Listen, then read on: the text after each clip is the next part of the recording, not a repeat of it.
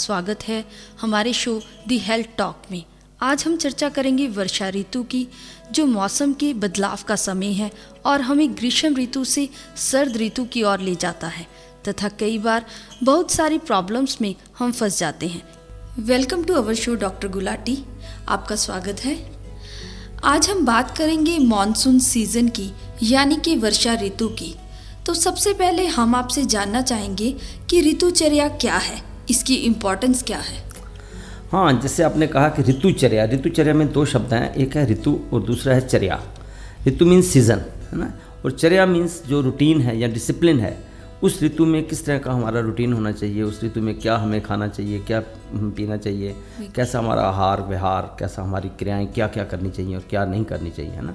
उस सभी चीज़ों का जिसमें हम करते हैं बातचीत, उसको हम ऋतुचर्या कहते हैं। जो सीजन्स का मतलब कैसा हमारा वो डिसिप्लिन है ना, दिनचर्या भी उसी हाँ, दिनचर्या भी उस ऋतु की क्या दिनचर्या होनी चाहिए, क्या उस ऋतु में रात्रिचर्या होनी चाहिए, कैसा सारा हमारी जिन चीज़ों का सभी में उसका जो है हमारा रूटीन जो है वो कवर किया जाए, उसको हम ऋतुचर्या कहते हैं। तो डॉक्टर, आयुर्वेद में ऋतुचर्या की क्या इम्पोर्टेंस हो सकती है? हाँ, देखो, आयुर्वेदिक तो जीवन का विज्ञान है ना। इसमें जो इम्पोर्टेंट पार्ट है हमारा जो हेल्दी को कैसे हेल्दी रखा जाए, ये बहुत ज़्यादा इम्पोर्टेंट है, क्योंकि ये एक नेचुरल सिस्टम ऑफ मेडिसिन है जिसमें नेचर के साथ सारा जुड़ा हुआ है। तो आपको मालूम है कि हमारी जो ऋतु है उसका जो मतलब जो एनवायरमेंटल फैक्टर्स हैं हमारी बॉडी के ऊपर, जो वात पित्त कफ, हमारी जो 3 एनर्जीज़ होती हैं, जो ट्राई एनर्जीज़ का हम कहते हैं कि बैलेंस बना रहना चाहिए। ये बैलेंस जो है ना वो मतलब जो तभी रिस्टोर रह सकता है जब हम ऋतु के अनुसार हमारा खान पीन हो, क्योंकि जो एनवायरनमेंट है वो बड़ा इफेक्ट करता है हमारे जो भोजन है या हमारा भोजन का, जैसे हमारे आहार का इसके इफेक्ट पड़ता है वात पित्त कफ के ऊपर। इसी तरह से हमारा जो ऋतुएँ हैं, है ना, गर्मी सर्दी का या उसका रेनी सीज़न का, हमारे जो दोष हैं वात पित्त कफ, जो हमारी ट्राई एनर्जी जो जिसके हम बैलेंस को हम कहते हैं कि वो जो है ना वो आयुर्वेद में बड़ा ज़्यादा महत्व दिया गया है कि किस तरह की हमारी दिनचर्या होनी चाहिए, किस तरह की हमारी रात्रिचर्या होनी चाहिए, किस तरह का हमारे ऋतु के अनुसार हमारी कौन सी चीज़ें हमें खानी चाहिए और कौन सा हमारा पहनावा होना चाहिए, किस तरह से हमें अपना, ताकि हमें बीमार ना हो। तो प्रिवेंटिव पार्ट, क्योंकि ये साइंस में क्यूरेटिव पार्ट से preventive and promotion of health का पार्ट ज़्यादा इंपॉर्टेंट है ना, क्योंकि आयुर्वेद का जो उद्देश्य है वो है स्वस्थ स्वास्थ्य रक्षणम अतुरस्य विकार प्रशमनम। तो स्वस्थ पुरुष के स्वास्थ्य की रक्षा तभी हम कर पाएंगे जब हम उसकी ऋतुओं के अनुसार से हमारी ऋतुचर्या का हम प्रॉपर पालन करेंगे। तो ऋतुचर्या का तो आयुर्वेद में बड़ा डिटेल्ड में इसका वर्णन किया है, हर ऋतु के हिसाब से, है ना, कैसा रेजिमेंट हमारा होना चाहिए, है ना, सारी बातें इसमें आती हैं जी। तो डॉक्टर, जैसे कि हमने ऋतुचर्या की बात की, तो क्लाइमेटिकल चेंज के साथ ऋतु संधि भी है, उसके बारे में आप क्या कहेंगे? हाँ, जैसे 2 ऋतुएं आपस में मिलती हैं, जैसे अब हमारी वर्षा ऋतु आने वाली है, ठीक है, इससे पहले ग्रीष्म ऋतु का जैसे समाप्ति हो जाएगी। तो जब ग्रीष्म ऋतु का एंड होता है, सपोज हमारी 16 जुलाई से अब वर्षा ऋतु सपोज स्टार्ट होनी है, ठीक है, तो उससे जो 7 दिन है 16 जुलाई से 23 जुलाई तक के वो 7 दिन, और इधर से जो ग्रीष्म ऋतु जो जा रही है ना, उसकी 8 जुलाई से लेके अब जो 15 जुलाई का पीरियड है, ये 7 दिन का पीरियड जो है ये प्लस वो जो 7 दिन आने वाले वर्षा ऋतु के हैं, उन 14-15 दिन का जो पीरियड है इसको हम ऋतु संधि कहते हैं। इसमें हमें जो पुराना ग्रीष्म ऋतु का जो है रूटीन है उसको धीरे धीरे, जैसे ग्रीष्म ऋतु में हम कहते हैं कि दिन में सोना चाहिए, अब वर्षा ऋतु में हम मना करते हैं, तो हमें कम कर देना चाहिए सोना जो है अब डे बाय डे, है ना। जैसे अब बच्चों के स्कूल भी खुल गए हैं तो उसके रूटीन में थोड़ी सी परिवर्तन आना चाहिए। तो ये जो है ये ऋतुओं का संधि का जो है ना इम्पोर्टेंस, क्या हमें धीरे धीरे एकदम से वो क्लाइमेटिक चेंज एकदम से ना एक्सपोजर ना हो, हमें उस ऋतु का जो आगे आने वाली ऋतु है उसके आहार विहार में जो परिवर्तन करना है उसको हमें ऋतु संधि की जो है बड़ी ज़्यादा महत्व दिया गया है। तो आजकल जो पीरियड चल रहा है, लकीली जब हमारी ये टॉक चल रही है तो ये ऋतु संधि का समय है ना, वर्षा ऋतु का स्टार्ट है और ग्रीष्म का अंतिम समय जा रहा है। डॉक्टर गुलाटी, तो मौसम की बात करें तो हमारे यहाँ कितने प्रकार की ऋतुएं हैं? ये देखो, बड़ा सुंदर सवाल किया है, क्योंकि कृष्ण जो हमारा भारत है ना, ये क्योंकि इक्वेटर के मतलब नॉर्दर्न हेमिस्फीयर में आता है, ठीक है ना। तो हमारे आयुर्वेद के ग्रंथों में एक साल को हम संवत्सर कहते हैं। तो उस संवत्सर मीन्स उस साल जो वर्ष है उसके जो 2 पार्ट्स की हैं, काल कहते हैं उसको, जैसे सेमेस्टर्स कह सकते हो आप, 2 सेमेस्टर्स हैं, 6 महीने एक काल है, एक 6 महीने का दूसरा काल है। तो जो नॉर्दर्न हेमिस्फीयर में जब रेज जो है ना, सन जो है नॉर्दर्न हेमिस्फीयर में होता है, तो जब सीधी रेज पड़ती हैं तो वो हमारी जो है, क्योंकि उसको हम उत्तरायण कहते हैं, तो वो 16 जनवरी से स्टार्ट होता है, जो कि ये 15 जुलाई तक ये उत्तरायण का काल चल रहा है। मतलब ये 16 जुलाई से ये विसर्ग काल शुरू हो जाएगा, मतलब दक्षिणायन शुरू हो जाएगा। तो उत्तरायण काल को हम आदान काल भी कहते हैं, ठीक है ना। इस is a taking away period, मतलब हमारी जो एनर्जी है ना वो डे बाय डे मतलब जनवरी से हमारी वो डाउन की तरफ आती है, और जब ग्रीष्म ऋतु आ जाती है तो हमारी जो है शारीरिक बल जो है वो बहुत कम हो जाता है। ठीक है, उसके बाद जो है अब धीरे धीरे दक्षिणायन स्टार्ट हो जाता है। तो उसमें क्या होता है, दक्षिणायन में हमारी धीरे धीरे प्रोग्रेसिव पीरियड होता है, गिविंग अवे पीरियड होता है। मतलब जो पहला जो 6 महीने का पीरियड है वो सोलर पीरियड कहलाता है, और उसके बाद जो है वो 6 महीने का पीरियड जो है वो मतलब ल्यूनर कहलाता है। तो जिसको हम दक्षिणायन कहते हैं, क्योंकि वो इक्वेटर के नीचे वाला जो पार्ट है वहाँ पे यहाँ पे तिरछी अपनी रेस पड़ती है ना। फिर जब मतलब नॉर्दर्न हेमिस्फीयर भारत जो है वो क्योंकि पर्टिकुलरली हमारा जो है इक्वेटर के ऊपर है थोड़ा, तो इसलिए यहाँ पे जो है वो जब हमारे गर्मियाँ होती हैं तो ऑस्ट्रेलिया जैसे कंट्री जो वहाँ पे सर्दियाँ होती हैं, है ना। तो जब नॉर्दर्न हम हमारे भारत की अगर बात करें तो यहाँ हमारी 6 ऋतुएँ मानी गई हैं, और 6 ऋतुएँ हैं 2 कालों में बांटी हुई है ना। तो जैसे हमारे पहले जो ऋतु है दैट इज शिशिर ऋतु, जैसे हम जनवरी फरवरी का महीना कहते हैं, ठीक है। वो जो शिशिर ऋतु का पीरियड है उसको हम 16 जनवरी से जैसे स्टार्ट हो जाती है, तो जनवरी और फरवरी फिर मार्च की 15 तक को हम शिशिर ऋतु मतलब मानते हैं। ठीक है, इसमें मतलब यू कैन से कि इट इज़ दी मतलब जो एक्सट्रीम कोल्ड होती है। ठीक है, उसके बाद की जो ऋतु होती है दैट सीजन बसंत ऋतु कहलाती है ना। बसंत ऋतु जो है वो बसंत के बाद फिर ग्रीष्म ऋतु है, ग्रीष्म के बाद फिर जो वर्षा ऋतु आ जाती है, वर्षा फिर शरद ऋतु है ना। वर्षा हमारे 6 ऋतुएं हम इंजॉय करते हैं। एक तो हमारी विंटर की है, देन अपना आपका जो स्प्रिंग सीजन है बसंत का, फिर उसके बाद हॉट हो गया, देन रेनी सीजन आ गया। हम यहाँ पे 6 तरह के मतलब सीजन जो इंजॉय करते हैं। तो मतलब ये 2 पार्ट्स में डिवाइडेड हैं। डॉक्टर, जैसे कि हम लोग वर्षा ऋतु की बात कर रहे हैं, इसका शुरुआत कब होती है और इसमें खान पीन के बारे में किस तरह का ध्यान रखना चाहिए हमें? हाँ, ये जैसे मैंने बताया ना कि ये जो हमारी वर्षा ऋतु है इसका जो समय है वो मतलब वैसे तो हम जुलाई अगस्त जनरली कहते हैं, हमारे जो देसी मास हैं श्रावण भादो श्रवण का मतलब स्टार्ट होता है। तो श्रवण जो है अब जैसे अब ये संक्रांत स्टार्ट हो जाएगी 16 जुलाई के आसपास, 15-16 जुलाई को है ना। तो ये 16 इसको जो पीरियड को हम वर्षा ऋतु का स्टार्ट मानते हैं, और ये चौमासे का मतलब का एंड है। जो 4 मास होता है मई जून जुलाई अगस्त, जिसमें आर नहीं पड़ता तो हमारा शरीर बल बहुत कम होता है। ये जो इसी पीरियड को हमारे एक्चुअल शास्त्र में क्या किया गया है कि उन्होंने बड़ा सुंदर सूत्र दिया है कि विसर्गादान, उसमें कहा गया आदव अंते च दुर्बल्यम विसर्गादान उन्नाम मध्यम बलम त्वंते श्रेष्ठम अग्रय चा निर्देशित। इस सूत्र का क्या अर्थ है कि जो हमारे 2 काल मैंने बताया ना, एक आदान काल है और विसर्ग काल है। तो विसर्ग काल की जो पहली ऋतु है वो वर्षा ऋतु है। विसर्ग काल मीन्स दक्षिणायन। अब विसर्ग काल की पहली ऋतु का नाम जो है वर्षा ऋतु है, जो कि अपने इससे 16 जुलाई से शुरू हो रही है। इस ऋतु में क्या होगा कि हमारी जो है जो शारीरिक बल है जो बहुत कम है इस टाइम पे, अब डे बाय डे वर्षा की शरद में बढ़ता जाएगा, शरद के बाद फिर विंटर में आकर के हमें हमारी जो शक्ति बढ़ती जाएगी। तो इस टाइम पे हमारा जो अग्नि बल बहुत कम है ना। ग्रीष्म से थोड़ा सा बेटर है। देखो ग्रीष्म में हम हॉट भी था, ड्राई भी था, अब थोड़ा आर्द्र हो गया, ह्यूमिडिटी आ गई, डैम्पनेस आ गई है। अब कूल भी है, डैम्प भी है। तो यहाँ पे ये जो कम्बिनेशन है ना, इसमें हमारी थोड़ी सी बेटरमेंट हो गई है।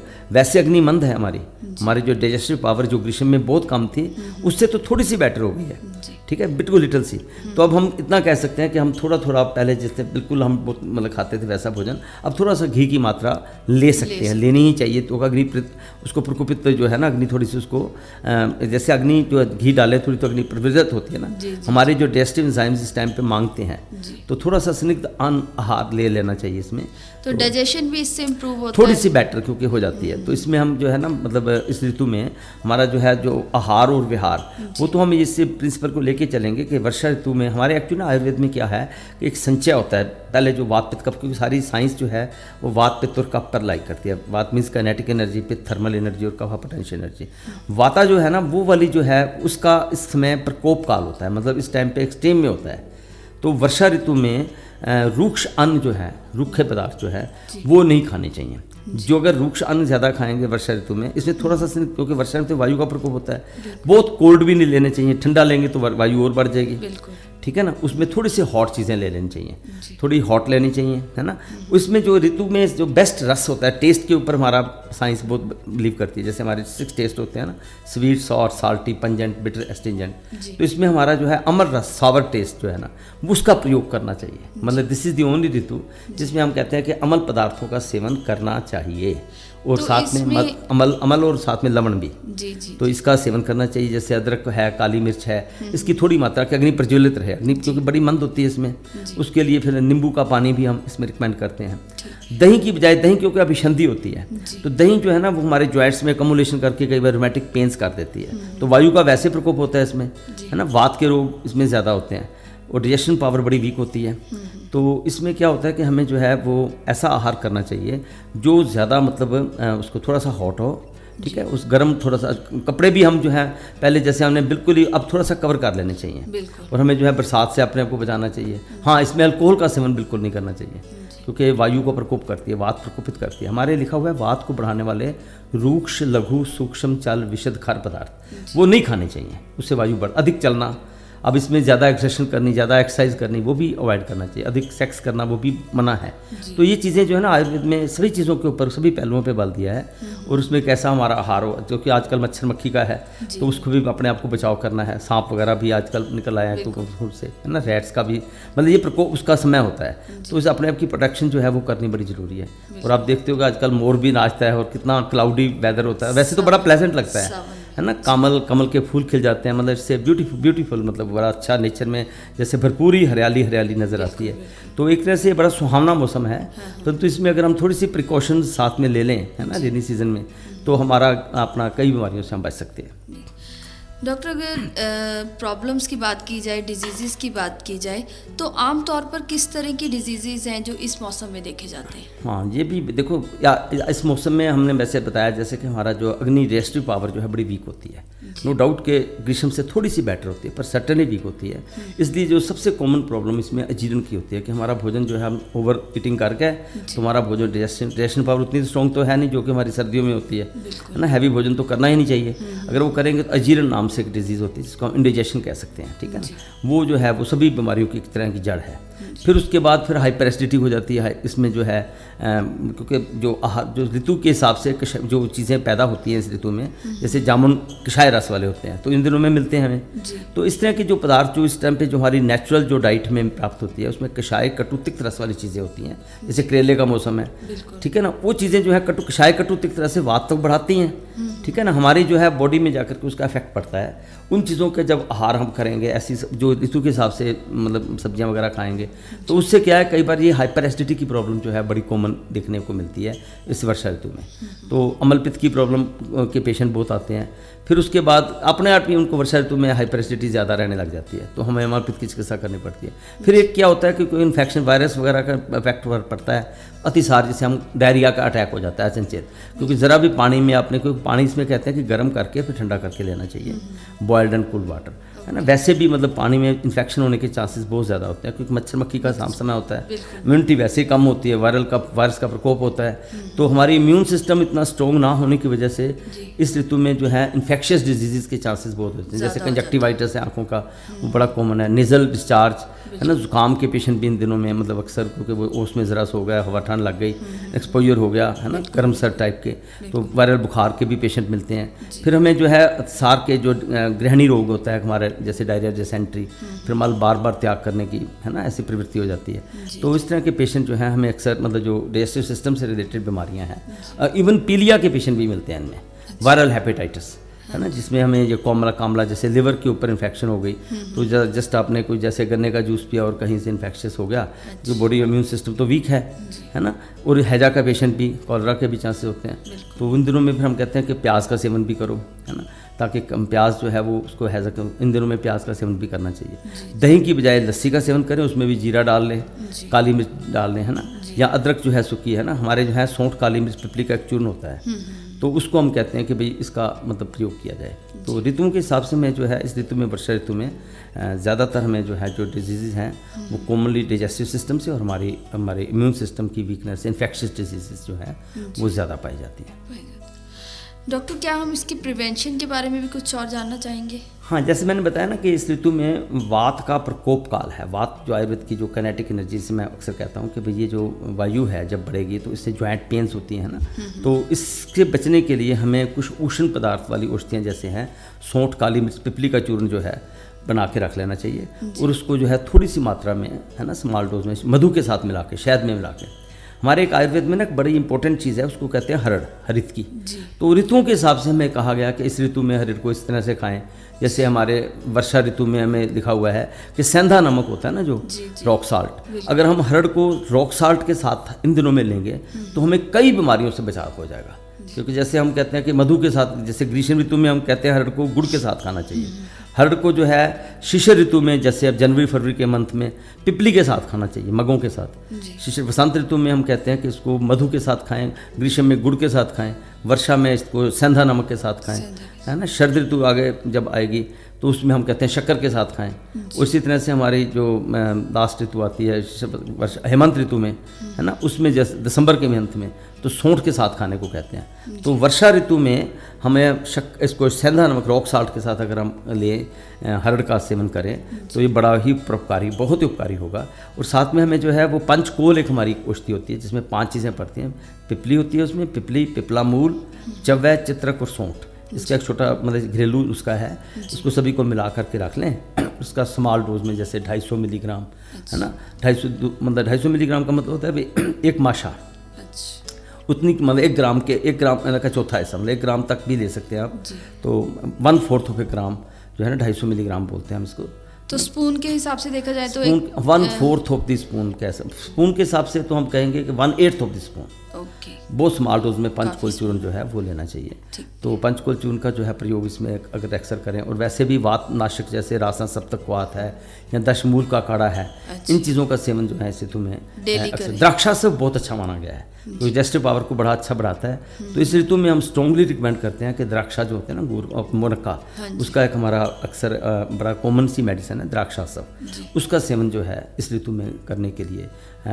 एक हमारे पंचारिष्ट आता है, पंचकोल आसव आता है, इस तरह की दवाइयाँ, पिपली आसव आता है। तो इस तरह की जो औषधियाँ हैं वो अक्सर हम वर्षा ऋतु में ज़्यादा मुस्तकारिष्ट का प्रयोग करवाते हैं ताकि हमारी इम्यूनिटी, उसको दीपन पाचन, जो हमारी अग्नि बल प्रज्वलित हो जाए। तो इस तरह की औषधियों को हम अगर नेचुरल वे से लेते रहें तो हम जो है इस मौसम में होने वाली जो बीमारियां हैं, वैसे हमें ऋतु के हिसाब से देखना होता है। फॉर एग्जांपल अजीर्ण का पेशेंट है तो उसको मैंने बता दिया कि चित्रकादी वट्टी ले ले या ऐसी सौंठ काली मिर्च पिपली ले ले। अगर वो बाई द वे उसको अतिसार ही हो गया, सपोज उसको डायरिया डेवलप ही हो गया, तो लाइट मेडिसिन हमारी सौंफ का पानी है ना, सौंफ के पानी को हम कहते हैं सौंठ और सौंफ पुदीना, इसका मतलब वो पानी पिला दें तो वो अक्सर ठीक हो जाता है। वैसे हमारे कुर्जारिष्ट आता है, कुर्चखंड वट्टी की होती है, बिल की प्रेपरेशन जो होती हैं, बिला बोले बिला जिल, है ना, बिल की मतलब प्रेपरेशन जो है इस ऋतु में हम अक्सर इन बीमारियों से बचने के लिए तो वो अक्सर देते हैं। बाकी तो घरेलू तो यही है कि सौंफ का पानी ले लिया जाए। बिल्कुल, घरेलू नुस्खे तो डॉक्टर हम लोग डे बाय डे रूटीन में यूज़ कर ही सकते हैं। हाँ। तो इन प्रॉब्लम से बच सकते हैं। मौसम में हम लोग मौसम के हिसाब से रह सकते हैं। बिल्कुल। डॉक्टर, ये तो बात हुई मौसम की। डॉक्टर गुलाटी, हम आपसे ये भी जानना चाहेंगे कि क्या ऋतुओं का हमारे जन्म के साथ कोई इम्पैक्ट है? हाँ, ऋतुओं का देखो, हमारा जो मतलब जो हमारा सिस्टम, जो हमारी जो प्रकृति है, जो हमारी कॉन्स्टिट्यूशन है, वो इसके ऊपर डिपेंड करती है वाता पिता और कफा के ऊपर। जिस टाइम जब बच्चे का जन्म होता है ना, तो उसका जो उस जैसा काल चल रहा है ना, जिस ऋतु का, जिस दोष का प्रकोप है उस ऋतु में, तो वो हमारे ऊपर डेफिनेट इफेक्ट करता है। जैसे हमें वर्षा ऋतु में वात का प्रकोप काल कहा गया है। जैसे शरद ऋतु में हम कहते हैं पित्त प्रकोप काल है। हेमंत ऋतु कफ का प्रकोप, हेमंते निश्चय श्रेष्मा, वसंत ऋतु कफ का प्रकोप काल है। तो जिस ऋतु में जिस दोष का प्रकोप होगा, अगर उसमें उस बच्चे का जन्म होता है ना, उसका सटनली उस पर इम्पैक्ट पड़ता है।